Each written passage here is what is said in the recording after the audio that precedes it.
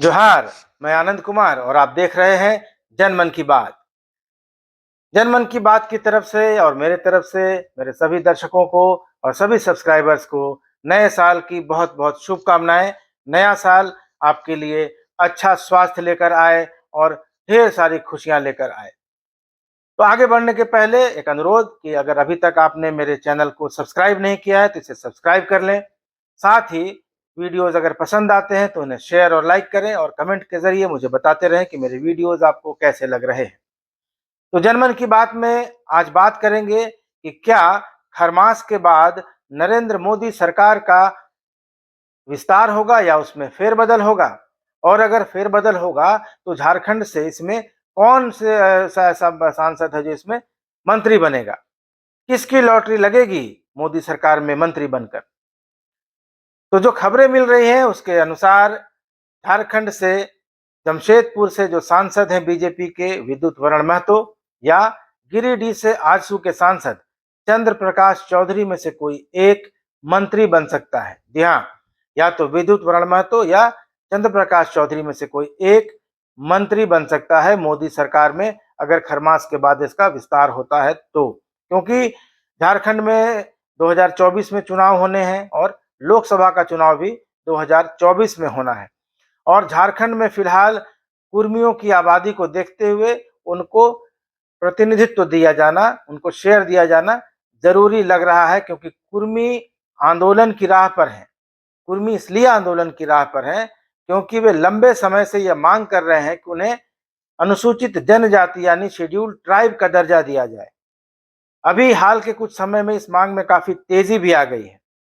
तो ऐसी उम्मीद जताई जा रही है कि कुर्मी, जो कि फिलहाल झारखंड में बीजेपी से थोड़ा दूर है, थोड़ी दूरी है, और बीजेपी के पास कोई बड़ा कुर्मी नेता भी नहीं है, तो ऐसे में विद्युत वरण महतो या आजसू कोटे से चंद्र प्रकाश चौधरी में से किसी एक को मंत्री बनाकर जो भाजपा ये संदेश देना चाहती है कि वो कुर्मियों के बारे में सोच रही है, उनका शेयर और प्रतिनिधित्व जो है वो केंद्र सरकार में देना चाहती है।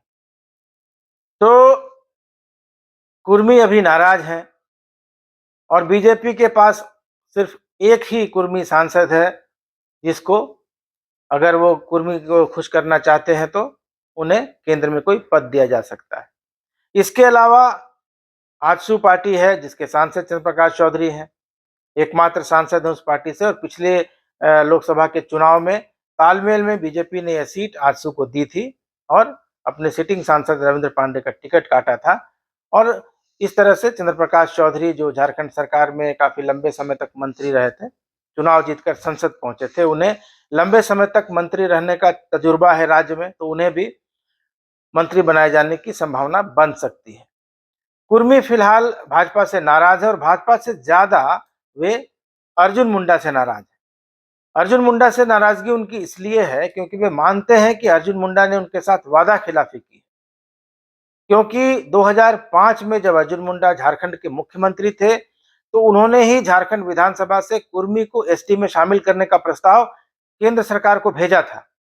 लेकिन अब जब वे केंद्र में जनजातीय मामलों के मंत्री हैं और उनके मंत्रालय पर ही यह जिम्मा है कि वो जातियों को एसटी में शामिल करने का के लिए केंद्र में विधेयक लाए, प्रस्ताव लाए, तो ऐसे में कुर्मी मान के चल रहे हैं कि वो जानबूझकर उनको बाहर रख रहे हैं।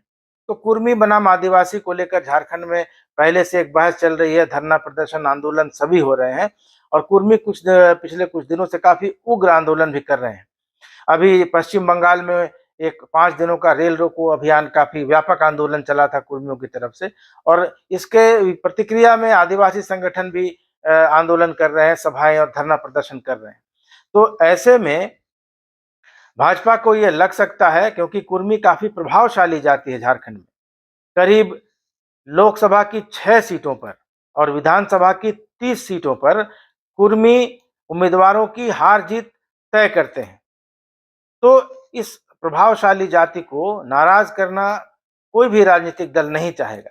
वो भी तब जब कुर्मी परंपरागत रूप से भाजपा के, कुर्मियों का एक बड़ा खेमा जो है वो भाजपा के पक्ष में रहा है, और रांची में राम टहल चौधरी कुर्मियों के बड़े नेता हुआ करते थे, लेकिन उनके अलग हो जाने के बाद उन्हें पिछले चुनाव में टिकट नहीं दिया गया था, और उसके बाद राम टहल चौधरी अलग हो गए थे। उन्होंने निर्दलीय चुनाव लड़ा था और हार गए थे। लेकिन उसके बाद बीजेपी के पास कुर्मी समाज से जो स्वीकार्य है कोई नेता उस तरह का नहीं है।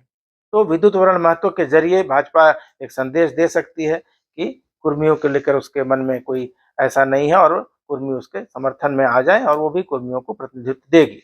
लेकिन फिलहाल अर्जुन मुंडा की बात हो रही थी।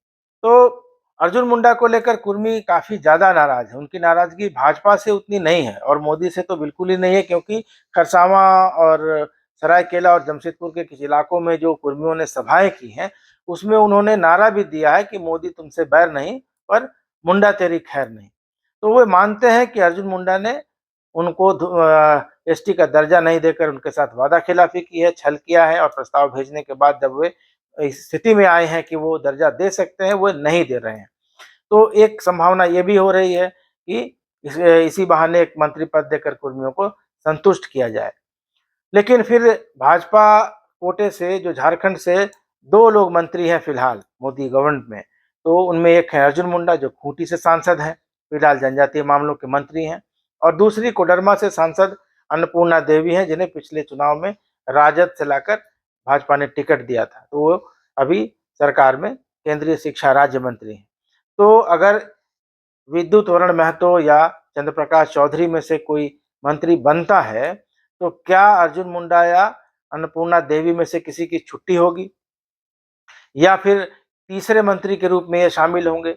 ये सब अभी भविष्य के गर्भ में, हालांकि राजनीतिक सूत्र बताते हैं कि अभी समीक्षा होगी फेरबदल के पहले और मंत्रियों के कामकाज की समीक्षा की जाएगी, उसके बाद ही कोई फैसला लिया जाएगा। तो बहरहाल जो भी होगा ये तो भविष्य के गर्भ में है, लेकिन राजनीति में कहीं धुआं होता है तो आग जरूर होती है, ऐसा माना जाता है। तो अगर ये धुआं निकला है तो कहीं ना कहीं चिंगारी दबी होगी। अगर तो खरमास के बाद ये देखना दिलचस्प होगा कि आखिर मंत्रिमंडल में फेरबदल होता है या नहीं होता है, और अगर होता है तो विद्युत महतो की लॉटरी निकलती है या चंद्रप्रकाश चौधरी की निकलती है।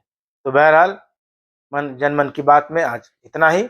मिलेंगे फिर अगले वीडियो के साथ, तब तक इजाजत दीजिए। नमस्कार, धन्यवाद।